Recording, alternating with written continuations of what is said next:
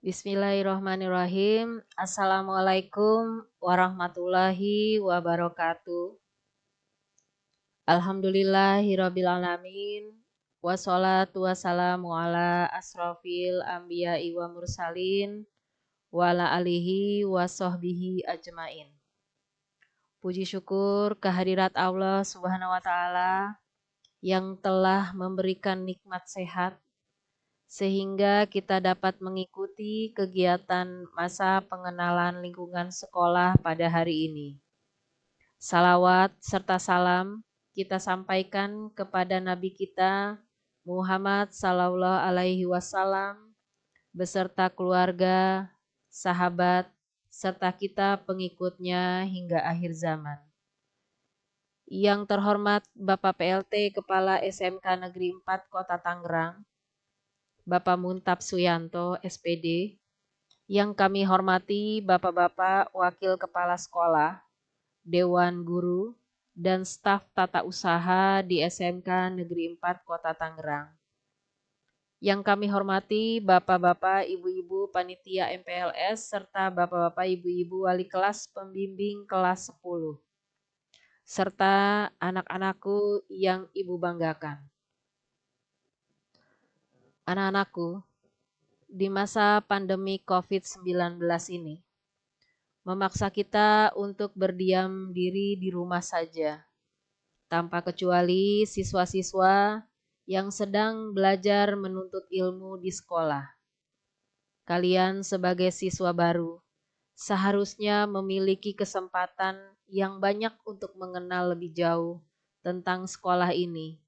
Namun, apa daya proses masa pengenalan lingkungan sekolah berlangsung secara online.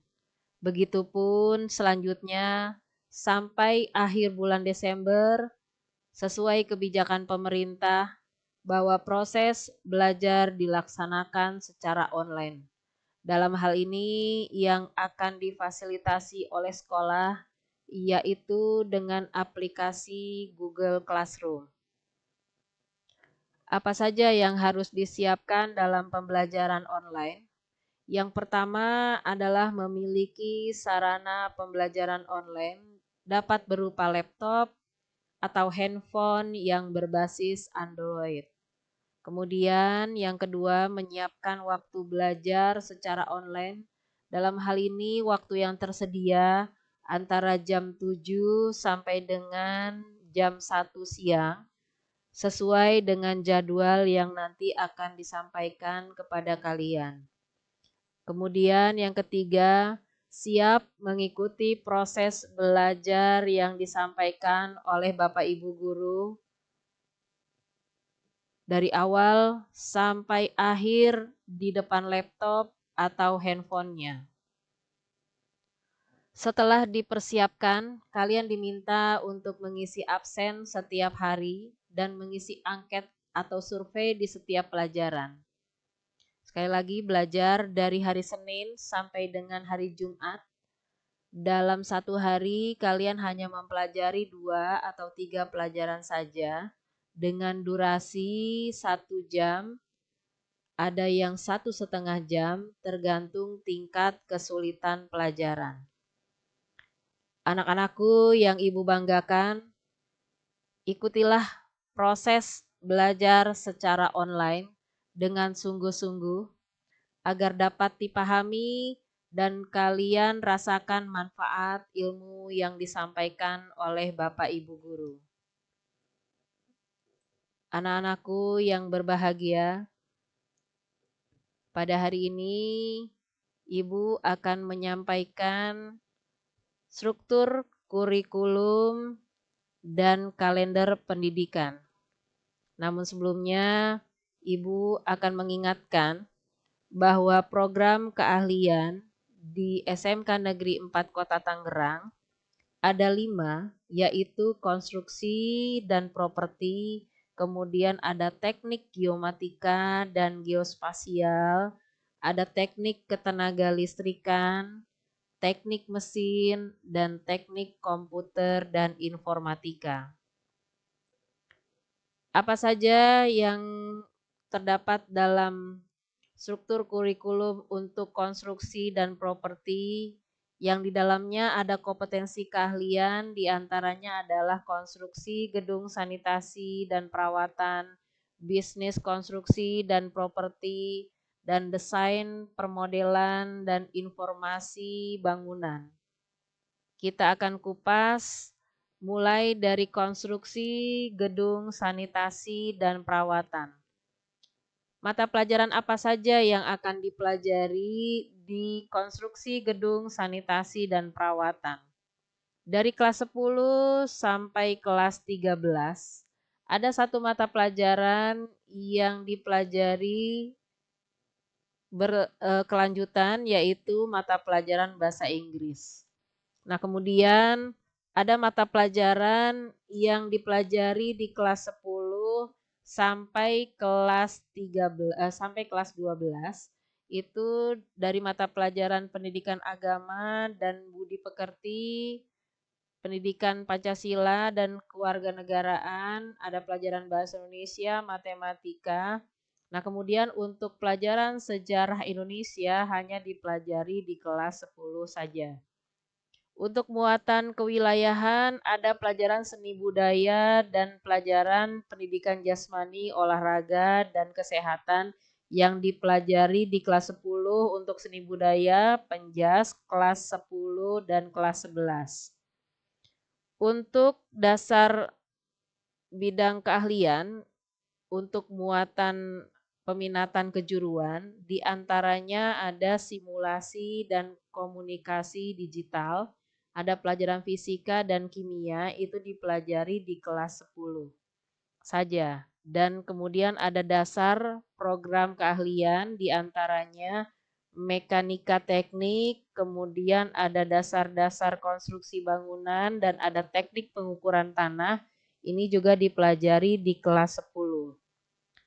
Ketika kalian nanti di kelas 11, kelas 12, dan kelas 13, ada 5 mata pelajaran yang dipelajari yaitu konstruksi bangunan gedung, kemudian ada sistem utilitas bangunan gedung, kemudian ada perawatan gedung, ada estimasi biaya, konstruksi, sanitasi, dan perawatan gedung, dan ada produk kreatif dan kewirausahaan.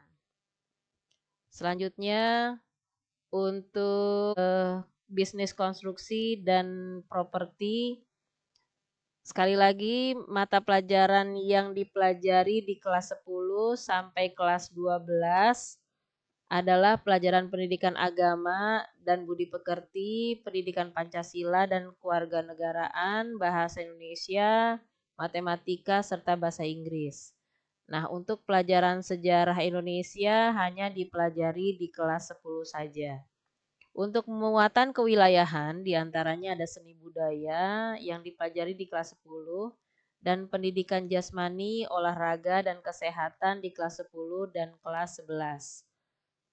Pelajaran untuk dasar bidang keahlian sama setiap jurusannya, SIMDIK atau simulasi dan komunikasi digital, fisika kimia dipelajari di kelas 10. Kemudian mata pelajaran dasar program keahlian, gambar teknik, mekanika teknik, kemudian dasar-dasar konstruksi bangunan dan teknik pengukuran tanah itu dipelajari di kelas 10.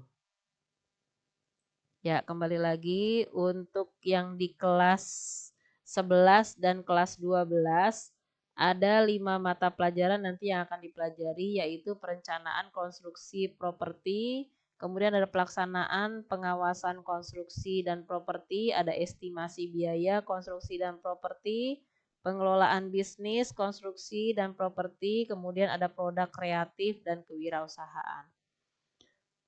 Untuk desain pemodelan dan informasi bangunan, mata pelajaran yang dipelajari dari kelas 10 sampai ke kelas 12 tetap sama, yaitu pendidikan agama dan budi pekerti, pendidikan Pancasila dan kewarganegaraan, bahasa Indonesia, matematika, bahasa Inggris. Nah, kemudian untuk yang dipelajari di kelas 10-nya yaitu pelajaran sejarah Indonesia. Muatan kewilayahan Mata pelajarannya yaitu seni budaya yang dipelajari di kelas 10 saja dan pendidikan jasmani, olahraga, dan kesehatan di kelas 10 dan kelas 11.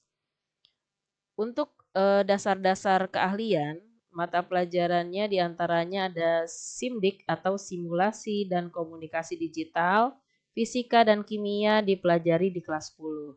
Nah, kemudian untuk dasar-dasar program keahlian, gambar teknik, mekanika teknik, dasar-dasar konstruksi bangunan, dan teknik pengukuran tanah dipelajari di kelas 10. Apa saja yang dipelajari di kelas 11 dan kelas 12 yaitu aplikasi perangkat lunak dan perancangan interior gedung, kemudian ada konstruksi jalan dan jembatan, ada estimasi biaya konstruksi, ada konstruksi dan utilitas gedung dan produk kreatif dan kewirausahaan. Selanjutnya beranjak ke program keahlian teknik geomatika dan geospasial. Kompetensi keahliannya yaitu adalah teknik geomatika. Mata pelajaran yang dipelajari di kompetensi keahlian ini sama seperti kompetensi keahlian yang lain, ada 5 mata pelajaran yang dipelajari dari kelas 10 sampai kelas 12, yaitu pendidikan agama dan budi pekerti, pendidikan Pancasila dan kewarganegaraan, bahasa Indonesia, matematika, bahasa Inggris, dan sejarah Indonesia yang dipelajari hanya di kelas 10. Kemudian untuk muatan kewilayahannya pun juga sama. Seni budaya, pendidikan jasmani, olahraga, dan kesehatan dipelajari di kelas 10, Penjas di kelas 10 dan kelas 11. Terus untuk dasar bidang keahlian sama seperti jurusan yang lain, simulasi dan komunikasi digital, fisika, kimia dipelajari di kelas 10. Dan ini ciri khas dari kompetensi keahlian teknik geomatika. Dasar-dasar program keahliannya itu adalah untuk gambar teknik, pengantar survei dan pemetaan, kemudian dasar-dasar perhitungan survei pemetaan ini yang dipelajari di kelas 10. Nah, mata pelajaran apa yang dipelajari di kelas 11 dan kelas 12 itu adalah pelajaran survei teretris, geomatika, kemudian ada sistem informasi geografis, ada penginderaan jauh, kemudian ada menggambar dengan perangkat lunak, serta produk kreatif dan kewirausahaan.